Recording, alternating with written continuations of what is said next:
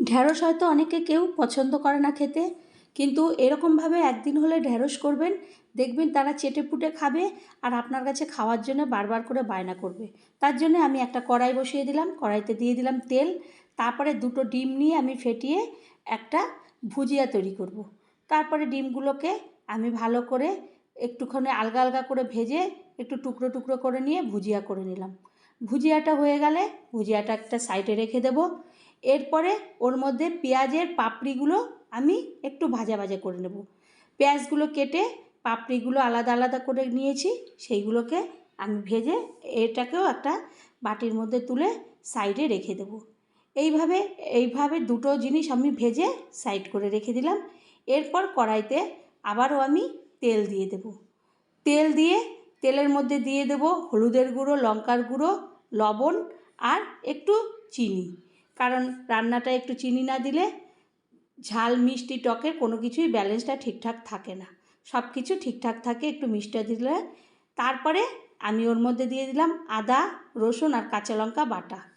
আগের থেকে আমি পেস্ট করে রেখেছিলাম, সেইগুলোকে আমি দিয়ে দিলাম। দিয়ে ভালো করে কষাতে থাকবো। কষানো হলে যখন আলাদা হয়ে যাবে মশলা, তেল যখন একদম পুরো শুকনো মতন এসে যাবে, তখন আমি আগের থেকে যে ঢ্যাঁড়স কেটে রেখেছিলাম সেই ঢ্যাঁড়সগুলো দিয়ে দেবো। এটা মিডিয়াম সাইজের ঢ্যাঁড়স, আমি এর জন্যে গোটা গোটাই রেখে দিয়েছিলাম। ঢ্যাঁড়সটাকে দিয়ে ভালো করে কষাতে থাকবো। তারপরে যখন কষানো হয়ে যাবে ওর মধ্যে দিয়ে দেব 4টের মতো টমেটো, দুভাগ করে রেখেছিলাম সেই টমেটোটা।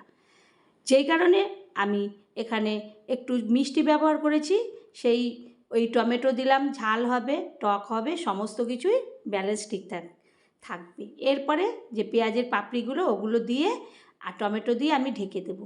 ঢ্যাঁড়স সিদ্ধ হতে বেশিক্ষণ সময় নেয় না, সেই কারণে আমি 5 মিনিট পরে ঢাকনাটাকে তুললাম।